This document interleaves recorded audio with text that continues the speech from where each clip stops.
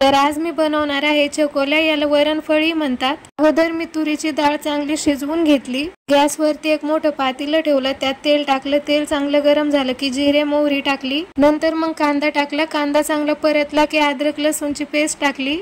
हे चांगलं परतलं की लगेच टोमॅटो आणि वाटाणे टाकायचे। वरतून जाडसर कुटून घेतलेले शेंगदाणे टाकले। 1 चमचा धने पावडर आणि 1 चमचा मिरची पावडर टाकले। याला चांगलं परतवून घ्यायचं। हे चांगलं परतलं की लगेच शिजलेली डाळ टाकायची। वरतून पाणी टाकायचं जास्त जर घट्ट वाटत असेल तर।